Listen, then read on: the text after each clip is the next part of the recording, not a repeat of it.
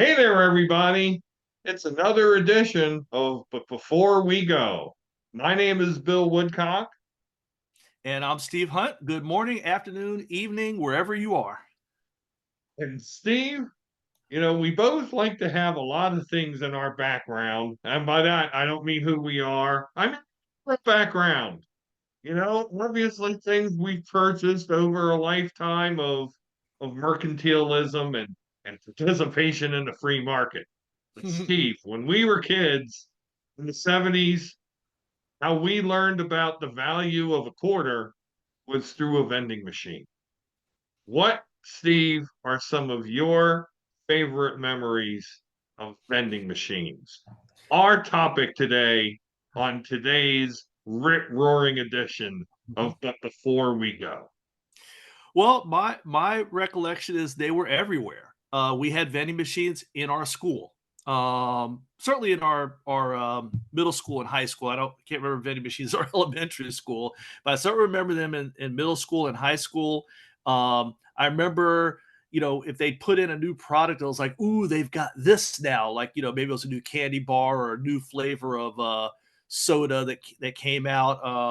I remember the joy when they put Orange Crush in the vending machine. That was a pretty big deal. The other memory that I have that's a rather painful one is of cans getting stuck and you try to stick your hand up the machine to try to get that can. I got several cuts in my childhood from trying to rescue that stuck can of whatever or bottle or of whatever. So you're basically saying you used vending machines primarily for food products, for Food and drink. sodas and for like candy. Yes. That was my vending those were my vending machine memories of childhood is, now I do remember when one came out for, like couldn't you get, like, hot chocolate and coffee and shit? I think there used to be one for that, maybe that was later, but as a child, I just remember, yeah, at school, the vending machines or, at a gym or something where you just get, like, food and drink. How about you, Bill? You sound like you have a much deeper memory or certainly a much wider variety of items that came out of said vending machines of your youth. Here's where things that were bought for me came from when I was a kid. Montgomery Wards Monkey wards. for clothes and clothes, Toys R Us, Mhm. and vending machines. Mhm. And vending machines were wide and varied. Mm. Yes, I remember the candy vending machines, the soda vending machines. Mhm. I remember not just the soda can vending machines, but the bottle vending Yep. machines, where the bottles you got were the old school, toothy caps that would Yep. hurt your hand if you tried to twist them off like a regular person. So Right. you had a bottle opener Right. I that remember was that. in the Yep. machine. And so Yep. you popped open your bottle. Yep. But and yes, there was like the hot coffee machine that would also offer hot chocolate, and in Mhm. some cases, even soup, like chicken soup, could come out of this Mhm. vending machine. But Steve, there was so much more. Really? There were there were gumballs. There were other candies like sweet tarts and chiclets. Mhm. There were the little collectibles, like, collectible little NFL team helmets, and you Oh, had to okay. collect all 28 out of the Yes. vending machines. Okay. There were mood rings. I mean, the Okay. great, the great fads of our time we became accustomed to with the vending machine. Mood rings came from vending machines. Yep. Steve, I got my first pet rock from a vending machine. And nobody, 1999 for a little box with some green Easter straw and a Mhm. stone in it as a pet rock. Bump that. Got a pet rock, one about yay big, Yep. Makes sense. But I thought it was a deal. I love that pet rock. So all sorts of things came from vending machines. And, Yes. and then so you never had any of that. No, I did. I just didn't think of those as vending machines because those were things that, again, a whole other podcast we could do. Those are things that you found like in an arcade or at an amusement park, like the thing that has like the hook that you try to grab Oh, that we're gonna go prize there. We're that going prize there with the stuffed doll. animal, and you end up with like crap. It clamps it and comes up 3 inches and lets it go. So no, we had all that. I just did not count that in my recollection because trust me, I was hell bent on collecting the helmets of every single team. And then in was it 77 when the Seahawks and the Bucks came out, I was like, oh crap, now I got to get those two. Um, so oh And, yeah, and I they remember would the helmet. advertise on the vending machine, includes Tampa Bay and Seattle. And the new, because every year they would refresh that damn gumball vending machine helmet. Oh yeah. From the Giants one that had NY on the side to Giants on the side. Yep. From where it said Bengals to had the stripes. Yep. And were you ever lucky enough to get it was back in the 60s, they may not even had it in the machine, the Redskins one with the arrow as opposed to, you had the gold with the R, with the red R, you had the burgundy with the arrow, and then finally the one that most people are familiar with, the burgundy with the Indian. So you had like three Well, brands well, of now Redskin helmets. Well, now you're all hoity-toity coming from the DC area and all that. We didn't have a selection of Washington Redskin helmets. We had one Baltimore Colts helmet, and that was it, Jack. You Yep. were screwed. You were screwed. But do you ever remember like finding stuff in a vending machine that like you couldn't buy in a store? Hmm. Like the sodas. Hmm. Like the sodas had, you know, Coke, Diet Coke, Tab, which was Tab. still a thing, Sprite, and like Sunkissed Orange, like you said. Then it would also have Mr. Pibb. Hmm. Find Mr. Pibb in the store, but yet they had Mr. Pibb in the vending Hmm. machine, which Yep. then begged the question, why the hell do you have Mr. Pibb here and not in the store? If somebody picks up the vending machine and they get a Mr. Pibb and they're like, oh, I like this. I think I want a six of Mr. Pibb. Can't get any Mr. Pibb. Who are people supposed to get their Mr. Pibb, Steve? Uh-huh. There was no way. Hmm. And was there anything worse than going to your favorite vending machine and they had not refilled it, and the only thing that was available was like Diet Coke and Tab? Oh, that sucked. There was nothing that was a bigger killer than when you would go into those vending machines and the light was on. Oh yeah. Remember the light? Now, it wouldn't say, oh, make another selection. You just knew out was meant that little orange light was on. And all you could get was tab. The hell with that idea. I want my coat. I want to know when the person's coming to service the vending machine. Remember, my grandmother and my dad used to go to the little customer service cubicle at the at the store and say, when is the vending machine being filled up? But you know what else you couldn't do then? You couldn't buy a single serving. You just couldn't buy a bottle of Coke. They Right. didn't have little coolers at the end of the aisles to get people to impulse buy. You had to go buy a six pack. But if you don't want a six pack, if you just want one Coke for 15 cents, you were screwed. Right. Remember, it would cause a problem because I want a ginger ale. Ginger ale. You had to get or Yeah. Fresca. Fresca, yeah. Fresca was even worse. Oh, When shit really came down to Fresca, it was like, what's the sense of even coming here anymore? I'm going to go to another store. Damn vending machine that only has Fresca. yeah, it was darn near like at school, if you got the last of something good, it could start a fight. I actually got in one because I got the last of something. Kid came behind me and couldn't get it. He decides he's gonna just take mine. um, What and was it? I think it was an orange, but there was nothing. But I think the only thing left was crap. And yeah, so one of my memories, one of my sadder ones, was getting my behind kicked over a soda because this kid and his buddies wanted that soda, and I wasn't trying to give it up. And I was a bit outgunned, and yeah, I ended up not having that soda. Um, Pulled it up over an orange soda. yep, Machine.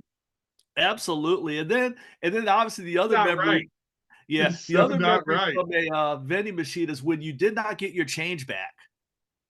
Oh, you would put in 2 quarters and you would not get your 20 cents.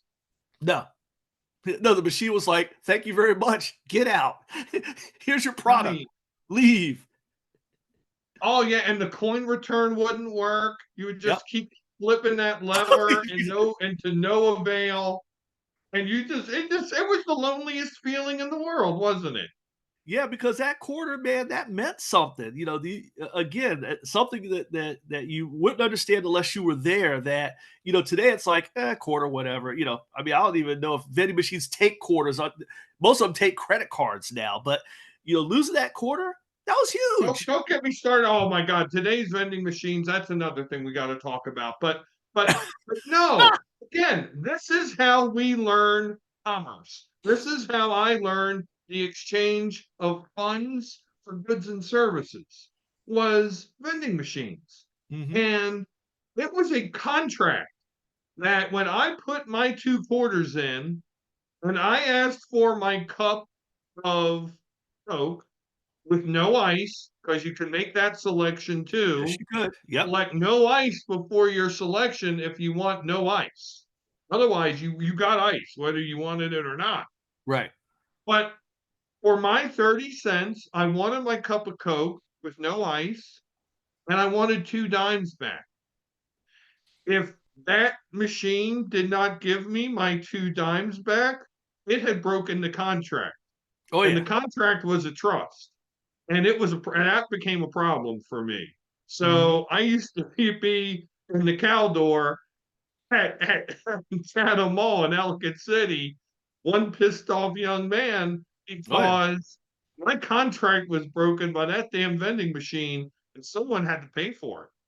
Absolutely, and you're right about commerce and the appreciation of it of having that money for the vending machine because for most of us as kids, where did we get that change? Because we had returned bottles to the local, for us it was a local 7-Eleven, and we had gotten our, was it 5 cents a bottle or whatever it was? Yes, You sir. you you collect the bottles, you bring them back, you have this change, and that was your change to go to the vending machine and do your darn thing. But I will tell you the other thing, Bill, is I wonder how many kids our age, at that age, basically there was phys ed, and then there was a unofficial weightlifting class, and the unofficial weightlifting class was shaking the damn machine when your shit got stuck and you're trying to unstick it without tripping the whole thing. Again, again, you're talking about delicacies that were not available in stores.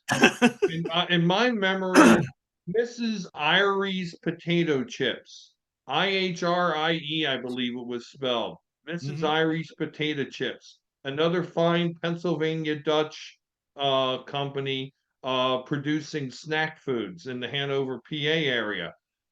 Again, not available in stores, not available in your Highs, in your Royal Farms, in your Mhm. Wawa, or in your Acme, your Pantry Pride, your Giant.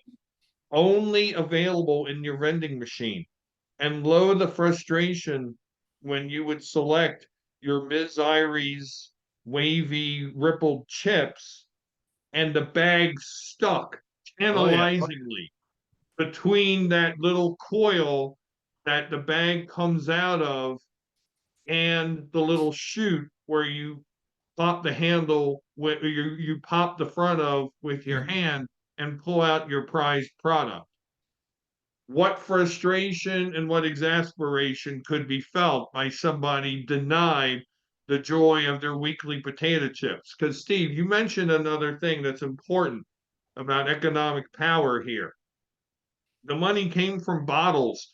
The money also came from the only money a kid would get their allowance from their Oh yeah. family. And so you got money once a week. And you look forward to that bag of Ms. Irie's potato chips once a week and your Mhm. little cup of Coke with no ice. And then to not get either or both of those things, you have to wait a whole other week for that. You were absolutely crestfallen Mhm. because I mean, not just there goes your Saturday, but there goes your whole week. Oh yeah. Your week meant nothing because you didn't get your bag of Ms. Iries and Coke with no Mhm. ice. Absolutely, and for me, the big thing was, especially during winter sports, basketball primarily was, the gym was not far from the cafeteria because during the day, you brought in your lunch, you would get the milk or whatever they had because that's what you were supposed to do for lunch. But practice ends, you wait for your parents to pick you up. The cafeteria is sitting right there, those machines are sitting right there, and that's your treat to yourself. You have saved up your money, whether it's your allowance or bottle returns or whatever. And you know what? You're going to get yourself a cold drink and you're not going to go to the water fountain. You want something good. And oh, yeah, to be screwed in that moment, you're right. Lonely feeling, looking at the machine, wondering what in the hell did you do to this machine to make it dog you out like that? Unbelievable machine. No, and do you remember also that they would put the chewing gum in a separate portion of the Yes. vending machine, Oh, like yeah. not on the racks with the coils, but in a separate little area, and then they would dispense too. Yes. Yes. Steve, you seem to have had your fair share of frustrations with vending machines, as did I. Well, you mentioned this phenomenon a little bit earlier, the claw machine. Was Yes. it, I mean, how did you balance, how did you perceive the claw machine?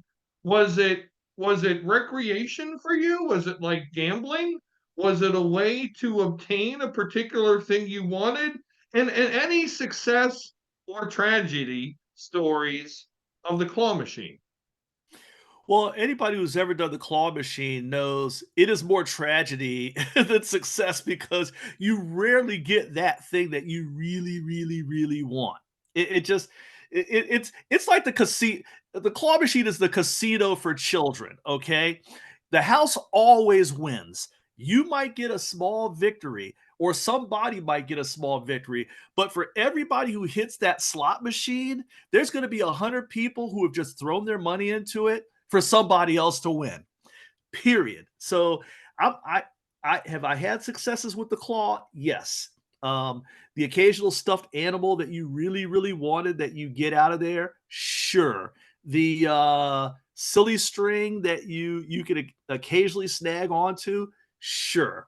But definitely more tragedy. But for me, I, I to talk about casinos. I never took it too seriously. Like I was not pumping quarter after quarter, 50 cent after 50 cent in the thing. It was usually a one time on the way out or during a break at the bowling alley. Hey, let's see what I can get out of here. And when I didn't, I was like, screw this thing. And I went back to the next game. We've talked in earlier episodes about lessons that some of these experiences taught us when children that we've carried forward into our lives. Here's the lesson I learned from the claw machine. The house always wins. And your description of the claw machine as a children's casino was perhaps the most way I've heard anything described in possibly years. The claw machine is indeed a casino. And look, I would be lucky if I even got the thing to work.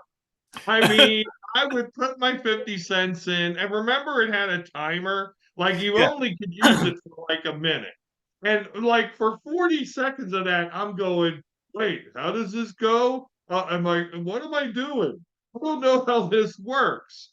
And I would be lucky Mhm. if I got a claw on something, was able to pull it up. I only think that happened a handful of times for me with fingers left over, but the time always ran out, and the Mhm. claw would open, the item would drop, and I knew despair. And yes, I mean, there would be times, that this is how I learned. I mean, in fact, I learned my how I look at gambling from using the claw machine because my attitude towards gambling is I'm only going to put down, I'm only Mhm. going to invest what I can stand to lose. I can walk away from spending $50 on a slot machine and be done. And Yeah. okay, that was it. If it lasts 5 minutes, that's great. If it lasts a half hour, that's great. If I wind up making some money, that's awesome. Yeah. But otherwise, I'm done. I don't think I ever put more than $2 in a claw machine, which again, going back to getting $5 a week as an Mhm. allowance is a sizable amount of income. Yes, sir. And typically to put the two things together that we've been talking about, I would only play the claw machine if I was otherwise thwarted with my other things. If I did not get my cup of Coke, if I did not get my potato chips, well, then I would say, F this, and I would put the money into the claw machine and There you try to go. get Super Ball, you Mhm. know? Ah, the And Super Bowl. Super Bowls were awesome. We're going to touch on Super Bowls in not that long a time. But Yes. many is the Super Bowl. They ever sell these in stores? See, it's the reverse thing. Yeah. I mean, wouldn't it have been better to have sold like a bag of like 50 Super Bowls for like $10 Yep. to people like us? I mean, that way you could have all the Super Bowls you wanted. You could lose them with reckless abandon, and then you could just go back to Toys R Us and buy more Super Bowls. But I never remembered Nope. being able to buy a Super Bowl on a shelf. The Nope. reverse of what I said, you could only buy Super Bowls out of a vending machine. Right. And you would think the makers of said Super Bowl would make more money by selling or going into a contract with a Toys R Us or some place like that. But you're right. That's the only place where you could find them. And just to wrap up the whole claw conversation, I had kids. I raised kids later than you did, but in one of the Toy Story movies, I think it might have been the third one, they talked about this. They call it the claw, and it was the vending machine claw. And you could tell the parents who really grew up with said claw because we're all busted out laughing. The kids are like, okay, what's the big deal? And we're like, no, we get the joke.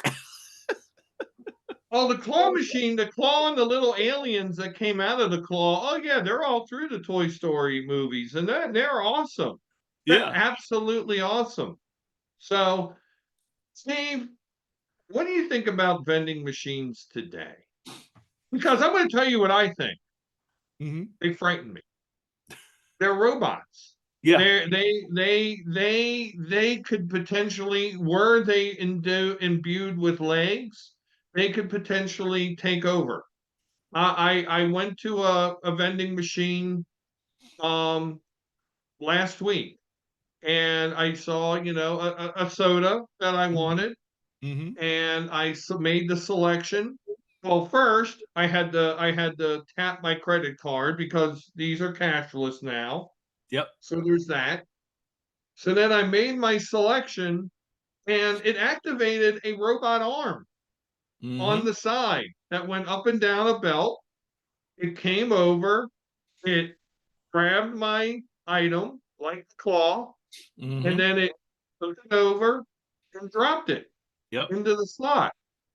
And actually, it didn't just drop it into a slot, it dropped it into a little chute that Yep. then slid down to the side into my waiting hand, where the little door was at hand level.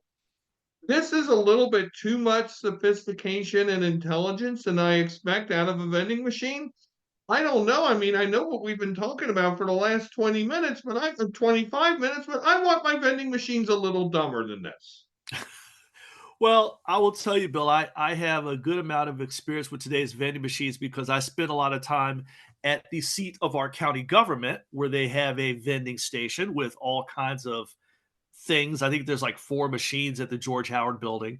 But, you're right. It something about the immediacy of coins go in, something comes out or doesn't, and you get the frustration point. But there's just something about the physical contact that you get that we got as kids of the coins going in, the sound of the coin going down. Remember, there would be times where the machine wouldn't accept the coin, it would kick it out of the change machine. So you had to like put it in again, and you kind of put a little English on it, thinking that that would make it stick into the machine, like a little flick spin or something. I was told like an off speed pitch. But all of that, and then you hit the button, and does it come out? Does it? Red light, no red light.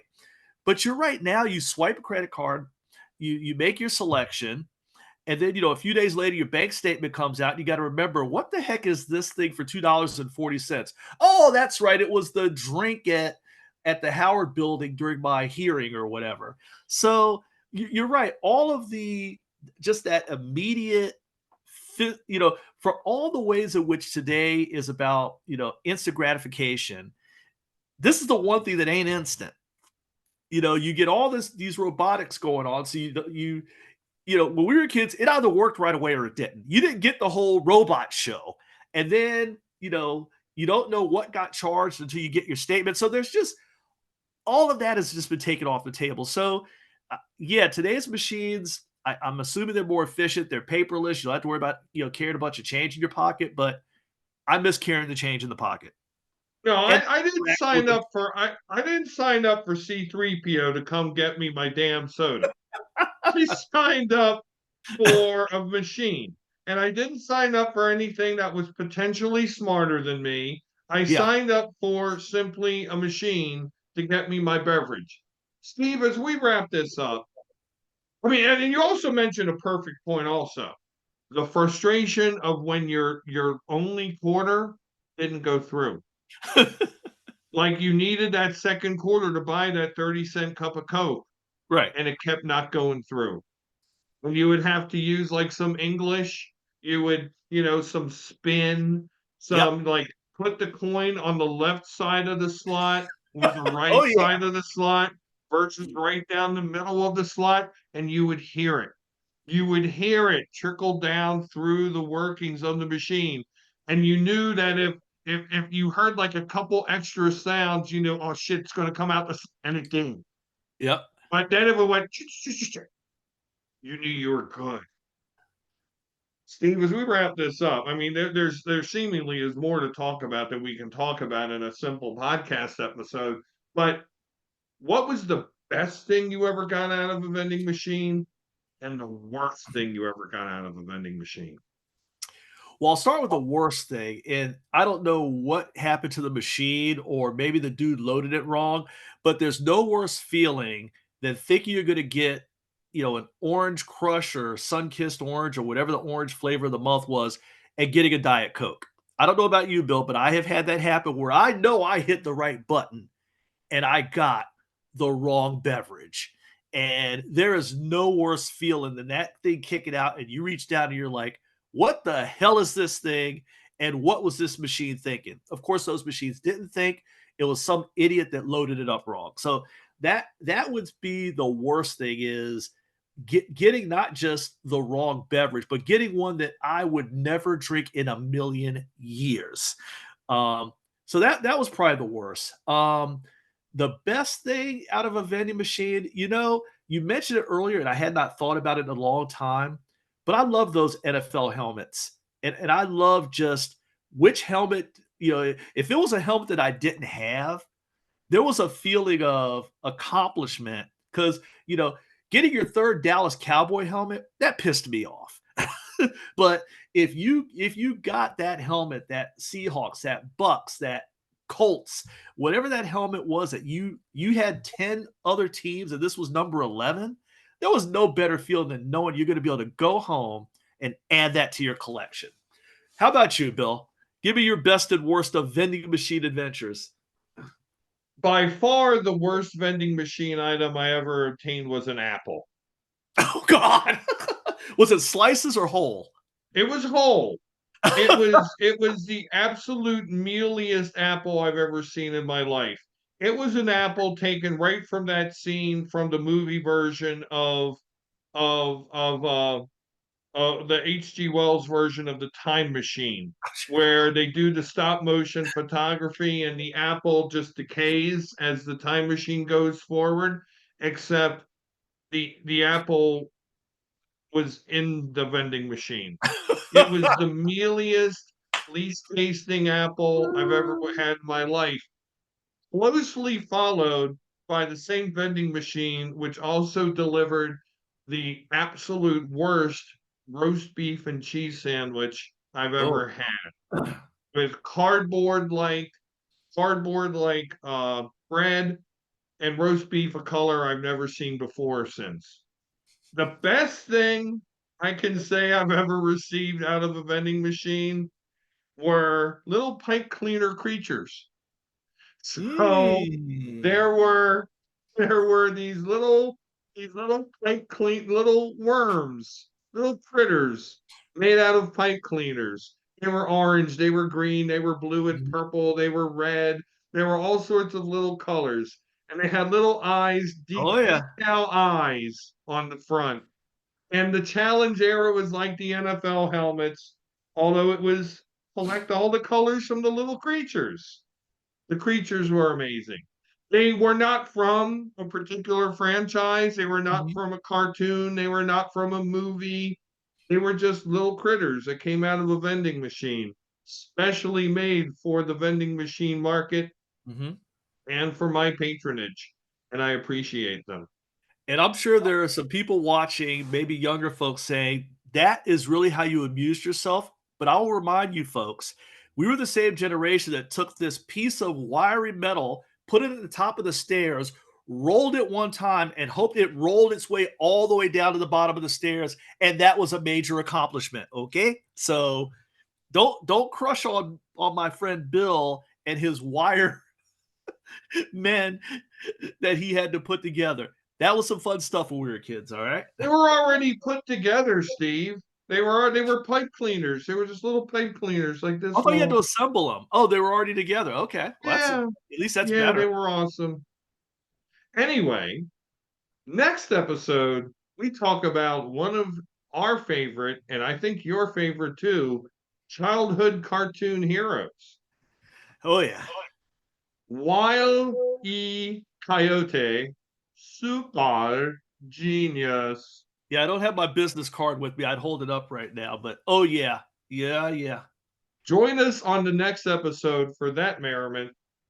Till then, for Steve, this is Bill, and this is But Before We Go. Bye now.